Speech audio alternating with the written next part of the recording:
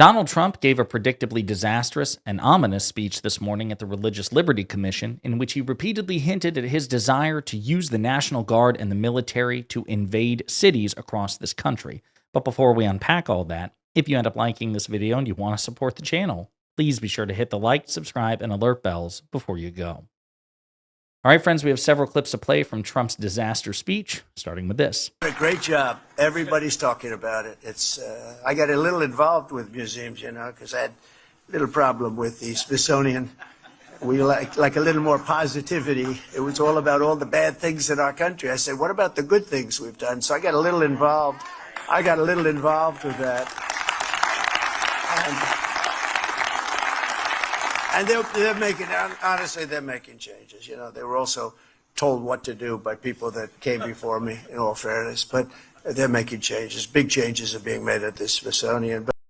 So there's no evidence that previous presidents told the Smithsonian what to do with respect to narrative building about the United States.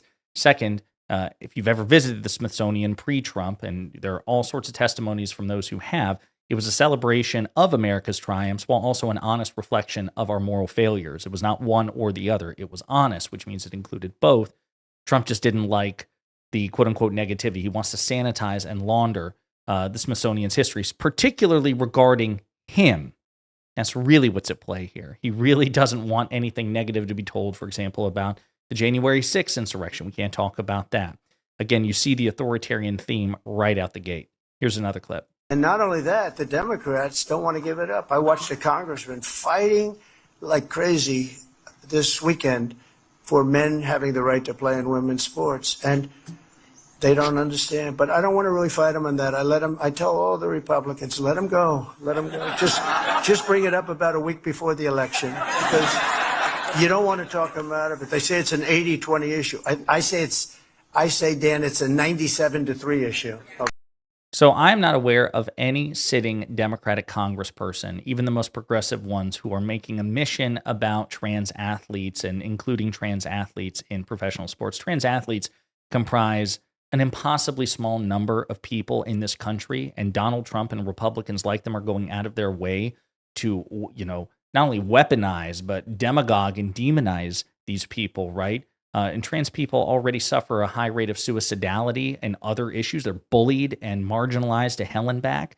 And Trump is taking this small group of people, and trans athletes are a fraction of trans people, and trying to blow it up to epic proportions to wage a culture war fight on it. This idea that this is the centerpiece of Democratic politics is bullshit, but that's his point. He's admitting we need to try to make it that way. He says we need to try to spin it that way because he believes it's electorally advantageous. Here's another clip. In the Oval Office, they were stone cold mean. But Joe Biden and the Biden, they were mean people. What they did to people, what they did to J6, what they did to so many people, they were mean people. These were really radical, horrible people. And he was in the I want you all to think about being Donald Trump or a Trump supporter and having the temerity to accuse literally anybody ever at any point in history of being mean. I know I shouldn't have to say this, but Donald Trump is the most openly cruel politician we've ever seen, certainly in modern American history, right? I mean, just vicious and cruel to his opponents, to women, to minorities, to marginalized groups, to his fellow Republicans. If you criticize Donald Trump for any reason in the most good faith way possible, he throws your ass under the bus.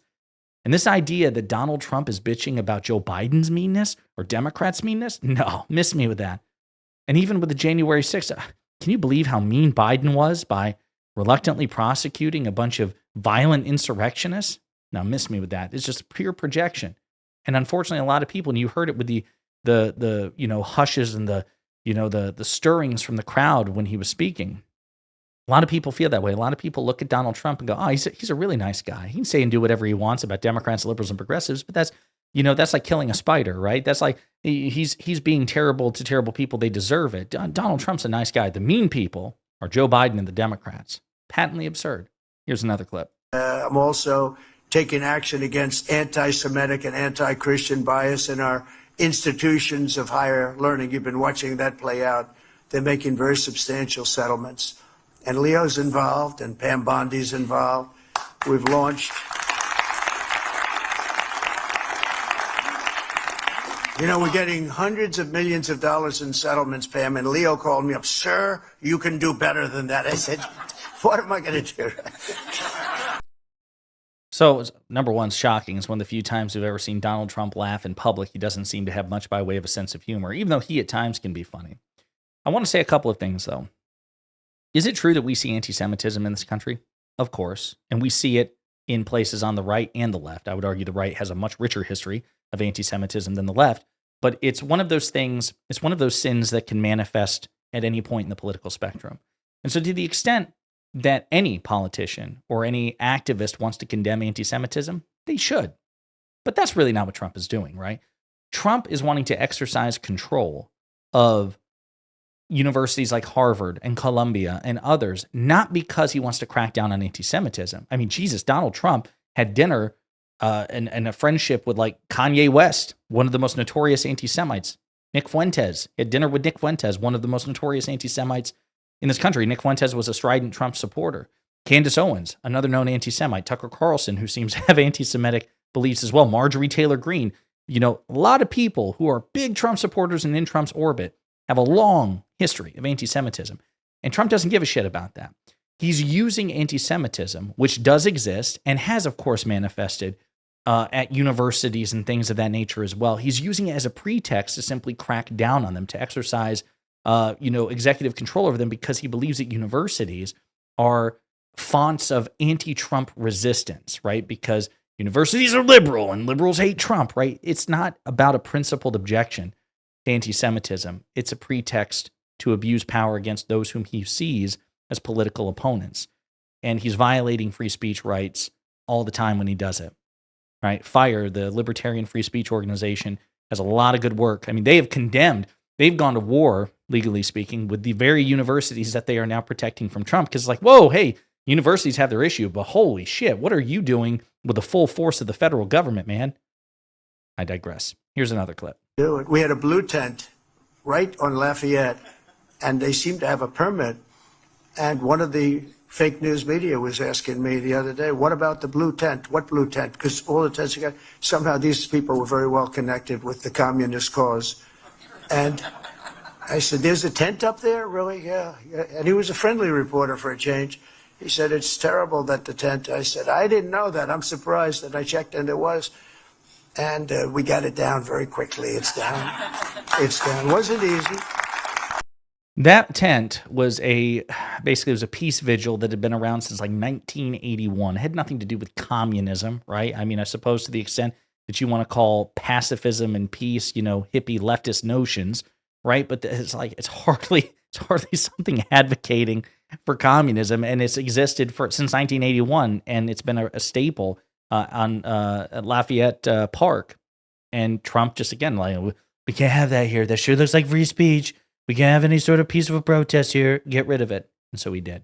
Shameful. Here's another clip. National Guard working with the police, working with the mayor. The mayor has, that's not her ideology, and now I think it maybe is her ideology. She's taking a lot of heat, too, from the radical left. They don't like that she's allowing it. But look, she's going to either allow it or we'll just do it because, it's just. She's either going to allow it or we're just going to do it. Trump says that, and of course I can't help but remember that Trump was found liable for sexual abuse and defamation of E. Jean Carroll in the early 90s, just a couple of years ago. So when I hear him say, she's either going to let me do it or we're just going to do it anyway, pretty sinister coming from him, but just reflective of his general attitude. Here's another clip. And even the Democrats say, I can't believe it, but they don't want to admit it, but I can't believe it. We could do the same thing in Chicago, New York, Los Angeles. We did it. We saved Los Angeles. We saved Los Angeles, Dan. You know that. Los Angeles was a mess. If we didn't send our troops in, Gavin Newsom would have had a real problem.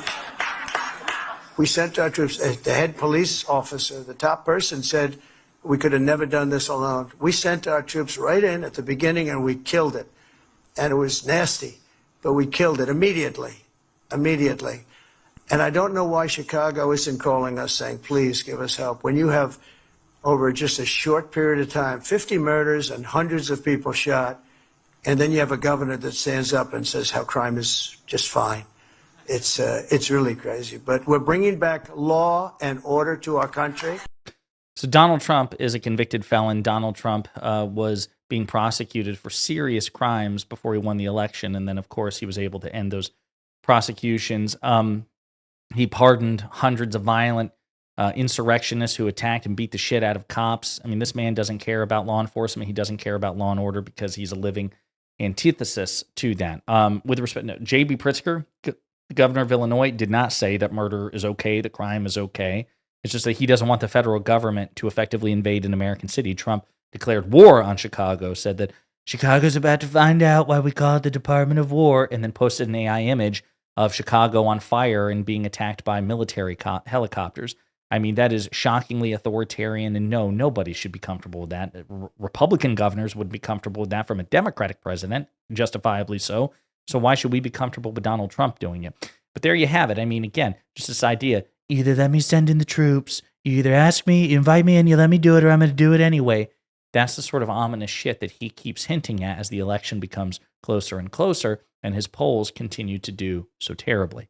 There you have it, folks. Another predictably disastrous speech by Donald Trump. Very ominous in what it portends for the future. In the meantime, let me know what you think in the comments.